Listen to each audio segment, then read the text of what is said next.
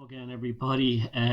Every so often, I get people ask me to recommend books, and I've decided to make a series of books that basically have inspired me. They've inspired me for lots of reasons.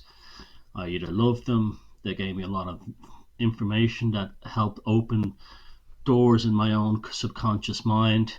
They entertained me, they blew my mind, they shocked me, but they all had one thing in common. They played a profound impact upon my consciousness to the point where I never forgot that I read them, and they opened up tangents and portals that allowed me to think and bring ideas into my own work. They were almost like orchards that provided fruit that I was allowed to, that I then planted and grew trees of my own that became my own work.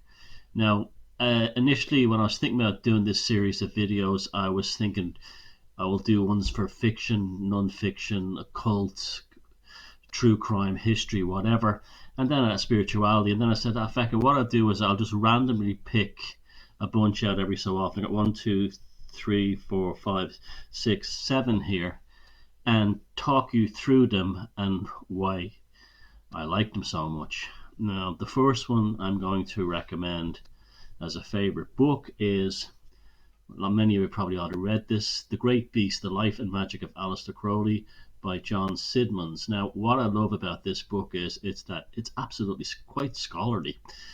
It's written in a journalistic style. So as a biography, it's very easy to read, but also the amount of research and scholarship that went into this book is absolutely colossal. I read this many, many years ago, and look, this in bits. This is the original copy, and it just was an enthralling read because I didn't really know people like that, like Aleister Crowley, existed in the world when I first read this book. His life almost seemed too amazing to be real, from his mountaineering days to his time basically as a British double agent working in New York, to his life as a magician, to his life on every level, his relationships, the things he got up to. This is a very in-depth book on the Great Beast 666. But what I like about it is it's not like sensationalist in the sense that, it kind of like talks about him as he's this greatest evil man. It's not written in that kind of style. In fact, there's even parts that are kind of sympathetic, where it goes into the details of how losing his court case affected him, the collapse in his health, is the onset of impotence, and it's actually paints a very humanistic portrait of a person who was a real life cartoon character in many ways. And you come away from this book with a lot of knowledge about the magic and the magical craft. Now, there are other books like this, other biographies that I'll probably talk about that you'll be quite surprised by, but this book is a great introduction to the work of Aleister Crowley and generally Thelema as a whole, and you come away completely understanding why so many people are fascinated by him and why his life has left such an enduring legacy. I mean, the guy basically invented the 20th century, and probably the Aeon of Horus would have continued for God knows how many years, maybe centuries, if not for two things. In my opinion, this is worse was the internet kind of made that irrelevant, and also the resurgence of paganism that wasn't really expected. And the combination of those two things kind of brought an end to the Aeon of Horus, and also brought us towards the end of the Kali Yuga. It's a fantastic read, this, and I totally recommend it. I've read it several times over the years, and it never gets stale. It's not written in an antiquated style. It's written in a very kind of a readable and accessible way, but at the same time, it's quite scholarly and in-depth. I mean, considering the time that this book was published, Simons did a fantastic job for the research. So that's the first one, and of course the famous picture on the back. In fact, when I first saw this book as a kid, that was what I saw first. Someone had put it on the bookshelf in reverse, and this picture just instantly stayed with me forever. Probably because of the composition of this amazing photograph, and I just didn't know what it meant, and I wanted to know what it meant, and perhaps that's what charisma is really about. and he had this in spades, is to create a mystique about the person and a magnetic charge that emanates beyond the nervous system of the individual. The next one is another classic from the old days. It Delivers Us from Evil by David A. Yallop. The Yorkshire Ripper, the hunt, the arrest, the trial, the full horrific story, but it really is the full horrific story. Yallop also wrote another amazing book called In God's Name, about the murder of Pope John Paul I and the whole thing around Roberta Calvi and who was found dead on the Great Blackfriars Bridge after knocking on the door of the London Free Masonic Lodge asking for help. He was the Vatican banker. Now, I don't distract too much, but he wrote the first conspiracy book that you could hand In God's Name to anyone says there's no such thing as conspiracies or it's all conspiracy theory. You hand them a copy of In God's Name, tell them to read it, and they will never. It's mind blowing. Now, this is another one that's mind blowing. David A. Yallop is a British journalist. I don't know if he's still alive, but basically he's a kind of journalist that doesn't exist anymore. And he was almost like an embedded journalist in the South and West Yorkshire police services at the time that the Yorkshire Ripper killings were happening. Now, if you don't know about the Yorkshire Ripper thing, in the late 70s, there was a series of murder of prostitutes that happened in the north of England, mostly in Yorkshire, some of them in Lancashire. I think one in Lancashire. But mostly along a route of the motorway connecting Leeds to Manchester, but most of it taking place in Yorkshire. And it had a profound social and psychological effect upon the local population. Now, eventually he went from murdering prostitutes to just any woman he saw on his own. His name is Sutcliffe. Now, Sutcliffe was a truck driver at the time, and the whole thing, and covered by Yallop, shows how the system basically weaponized the fears of the Yorkshire Ripper as a gigantic social experiment. They did things like they would stop pubs at certain times when people were trying to have a nice night out after work and play this fictional tape that was supposed to be the Yorkshire Ripper's voice. People that lived in that part of England were constantly bombarded with the Yorkshire Ripper story. And what makes this book particularly remarkable is, and how this book helped me in my work, was towards the end he says that yes, Sutcliffe did it, but he didn't work alone, and whoever was working with him was protected. Now, one of the women who was murdered was a prostitute called Irene Richardson, and she was found in a place called Soldiers Field in Leeds. Just so happened to have two sets of teeth marks in her. One was Sutcliffe's and the other one was of an unknown individual. The Soldiers Field, where the body was found, was literally Jimmy Savile, the notorious BBC TV presenter and DJ's back garden. And he maintained that there was another killer that helped him in certain killings that may have approached Sutcliffe during his killing spree or knew about him somehow. And Savile and Sutcliffe, it came out years later, were best friends in Borodmore Psychiatric Hospital. Savile was the other killer that worked with David A. Yallop. And if you listen to my video about Jimmy Savile's The 666 Killer, a lot of that, my theories on Jimmy Savile, including the fact that he modeled himself on Maurice Hindley, all come from this. This book did so much for me. All my work on psychopaths, all my work on social engineering, so many things. I owe such a debt to the inspiration that David A. Yallop gave to me, both in God's Name, but specifically in Delivers from Evil, which is the greatest crime expose study in popular non-fiction that I think I've ever read. And it is, if you want, and like you had situations where Margaret Thatcher was getting so, the South and West Yorkshire police were being portrayed as Keystone cops. That's because Yallop even suggested in this book they were deliberately behaving like that. They were deliberately behaving like Keystone's cops to not catch the Ripper, because many of them believed that Savile was possibly the killer. And the idea that could you imagine at the height of his fame. Johnny Carson being arrested for being a serial sex killer. That's now he's not mentioned here, but he alludes to it, and that became out much later. This book was published right after Sutcliffe went to prison or went to psychiatric prison, and it's just riveting reading, especially if you're from that part of England or you're old enough to remember when that case went on. Delivers from Evil, The Yorkshire Ripper by David A. Yallop, a masterpiece and a book that really has inspired me and driven me on in my own work. The first fiction one.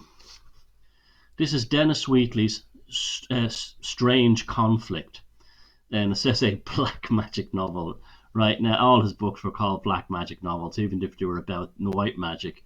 But yeah, this book, another one that blew my mind as a kid. This is one of the ones I was reading under the covers with the flashlight. You know, that kind of that vibe when we were kids. We did that. The story is about. It's fantastic. It's really amazing. But what makes it amazing is that Wheatley was very well connected to the British establishment. And there were black ops that ran on the British side just as much as they were running on Hexan on the Third Reich side, not so much on the Americans. And that came later in the Cold War. The Americans got into the kind of like spooky stuff to do with warfare. But the British were desperate at one point, and they started to very heavily involve themselves in magic. And Dion Fortune and Gerald Gardner were actually probably recruited by the British Ministry of Defence to perform a ritual on the White Cliffs of Dover. But this one this is what Wheatley used to do because he was so well connected to the establishment. He wrote a lot of spy novels, and as well as occult novels, he wrote spy novels. And a lot of his spy novels were basically he was talking to spies, and he was talking to people involved in the Ministry of Defence and in MI5 and MI6, and they would tell him things that happened, and then from that he would write a fictional story. And he was okay. It was a way of getting, and this was also a way of getting around the witchcraft laws, which were still on the statute books at the time this Strange Conflict was published in the 1940s. What Strange Conflict is, and it's amazing it's never been made into a film. The British and the Germans go to battle in the astral realms. And there's not only does it talk about like the go traveling around the world and stuff like that within the astral realms that do conflict, but also and the idea of not coming back, being your body being left in this reality, but your soul being forever killed in another reality. But it also talks about some very amazing things, like when the bombs went on, one guy went into the astral realms to project his body somewhere else in astral traveling, and as it's happening, there's a blitz raid taking place on London. As the bombs explode in the building, he sees the souls of the people who've died departed out of the roofs of the building. It's amazing. It's just amazing. And it's sort of like one of these books is, like I said, why was it never made into a film? And this was one that, like, I remember reading this as a kid, as a very young kid now. And it's still one of these books that I'd read today. It is an insight into what went on in black op operations on the British side during World War II, that they tried to fight battles in the astral realms, or at least do things like the Americans had remote viewing, but this would be like actually transporting yourself into a U-boat to try and get into the soul of a U-boat operator to have him not sink a ship or blow himself up or something like that. Strange Conflict, Dennis Wheatley, a great read, brilliant. The Devil's Gentleman, as he's called. The next one is, I'm sure lots of you have read this, but if you haven't, shame on you. Joseph Campbell's The Hero with a Thousand Faces. Look, I'm pulling, it's covered in dust. The Hero with a Thousand Faces. Again, this is hugely influential to me when I first read it. And to my shame, I only discovered about Joseph Campbell because of the TV show he did with Bill Myers on PBS in the United States in the late 1980s, I think I first saw it. And I was immediately captivated, like millions and millions of others, by the man and his work. And this basically is the history of archetypes. The universality of archetypes. Joseph Campbell was an Irish American. He's dead now. Who was a famous athlete when he was young. Then went on to be a famous scholar of comparative mythology. He started to discover, basically following the work of Carl Jung and James Joyce, the concept of the monomyth was something that was quite universal throughout the world, and there was a commonality between myths. That were all very similar. Dragons often meant the same things. The everything there was so many stories where you had a particular archetypal narrative that repeated itself over and over and over again, not only through things like mythology, but also primitive artwork and so on. And he was the first one to get it and glue it all together in a very accessible form in this book, The Hero with a Thousand Faces. And the TV show with Bill Moyers, if you haven't seen it, I believe it's on Netflix. Watch that as well. A very accessible form of understanding polytheism. This is vital work for anyone interested in paganism, anyone interested in mythology, and understanding the the context of existence in terms of how we're all at some level all wired into each other. There's really not much more I can say about Joseph Campbell. He's a giant, and I know many of you watching this video probably already have this book. But if you haven't, go read it. If you have it, go read it again and again and again and again. That's Joseph Campbell, The Hero with a Thousand Faces. He also wrote a fantastic introduction to another book I'll review in another video, The Potable Carl Jung. The next one is Sean Martin's The Cathars. Now, this is the most concise, straightforward, quick, easy insight into the Cathars, their religious practices, and what the horrors that were inflicted upon them by the Catholic Church. Now, the Cathars were a type of Christian. They were kind of a Neoplatonist type Christians. They didn't believe in the resurrection or the crucifixion. That they believed that Jesus Christ was brought to earth to fight the demon Jehovah. They had other strange practices as well, like they had a fear of water and things like that. And I'm not kidding you, but they were the most it's more complex than that. But they had the most powerful and wealthiest region in Europe at a time that Christianity, mainstream Christianity under Catholicism, had Second Temple Rabbinical Judaism, as it should be really called, had brought Europe to its knees. The greatness of the classical world had been absolutely trashed. European cities had become shitholes of disease and misery, and where the Cathars still practiced a lifestyle system that actually gave their people a very, very high standard of living compared to the rest of Europe. They were almost like living like the classical world in the time of the Middle Ages. So naturally, the Pope went to destroy them. Every one of them was wiped out. I mean, complete annihilation. Probably up to 2 million. We'll never know. But the cruelty that was actually foisted upon the people is the most shocking thing of all. It's almost impossible to believe how it's just so wicked and vicious. You know, there were things like at one place where 100 men were castrated, had their eyes plucked out, and then one man was left with one eye intact, and he had to lead them all hand in hand to the next village as a warning of what would happen if they didn't convert into becoming Catholics or Christians. And they did to them. This is what's so good about this is we don't have any, because we have records of what was done to the Cathars, because the Cathars scribes and troubadours and bards kind of made records, and also Muslims were around to record what was done to them, and so were Jews. Where with pagans, nobody wrote down the record. So this was the very first Inquisition and the very first Crusade. And so we now know exactly by reading this, and it's disgusting what was done to these people. We now know what they also did to pagans in places like Eastern Europe and Prussia and Karelia when you had the first, second, and third Swedish Crusades. Those people didn't have Islamic and Jewish scribes to write down the horrors that were done on their behalf. So we can guess that they probably did the same, if not worse. So if you read this book and you're still a Christian, there's something wrong with you, and it's fantastic. The next one is Ancient Mysteries, Modern Visions, The Magnetic Life of Agriculture by Philip S. Callahan. Philip S. Callahan, I love this book.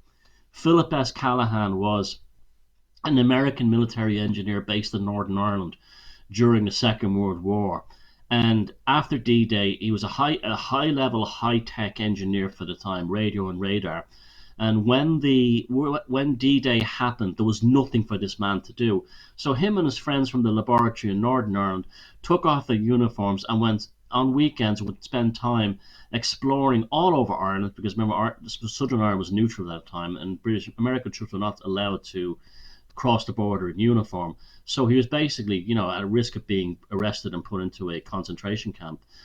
So by the Irish military, but he studied the round towers in particular and came up to the concept that the round towers were actually machines. Now, his timeline, he was still going by they were built in the early Middle Ages by monks, Christian monks, but I don't believe that. But even so, he was still talking about how it was part of a lineage that came from the megaliths, and there was something about these sites that caused soil to have improved conditions that made them have higher yields of food and so on.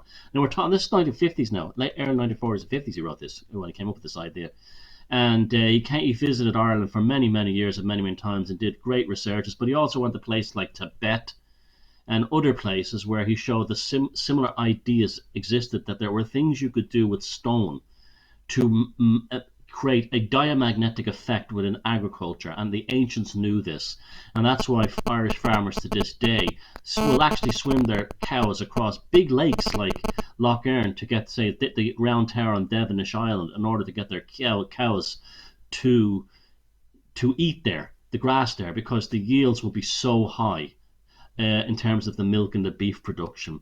So that's Ancient Mysteries, Modern Visions of the Magnetic Life of Agriculture by Philip S. Callahan. If you're interested in megaliths and stuff like that, can't recommend this one enough because it answers so many amazing questions. And the final one today is another beauty.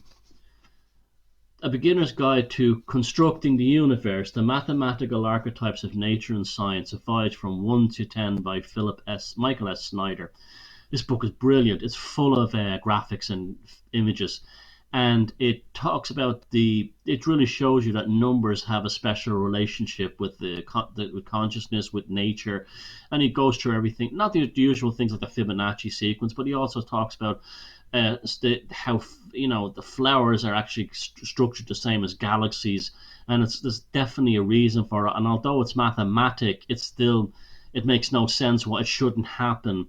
And the universe, and he only covers the numbers 1 to 10. And the reason why I didn't do 11, according to an interview I heard with him, is because he considered that almost like a quantum magical number that was outside the system. But the book is a great read in terms of, if you're an artist, it's a great read. If you're interested in sculpture, it's a great read. If you're just interested in fun things, it's a great read. It's chock-a-block with graphics. And everything from the cover, from everything from the I Ching to atomism to quantum, Pythagoras, Archimedes, geometry. That's why I don't like to use the term sacred geometry, because it's an awful kind of new agey, kind of annoying term.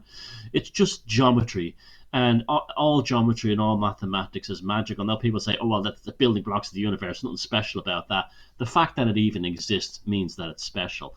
It's if you can get your hands on this book, I've seen loads of really cheap ones secondhand on eBay. It's just a fun read. It's just a lot of fun, and it's a book I highly recommend. So that was the first 7 I picked. I hope you've read some of them, and if not, giving you some food for thought. If you don't read them, you know what I like, and where I get my vibe from over the years, and I'll do another one at some point. I'll try not to do big gaps between them, but yeah, I hope you enjoyed that. And if you have any, if you want to talk about other books you've read or read these books, the comments down below, and yeah, happy days.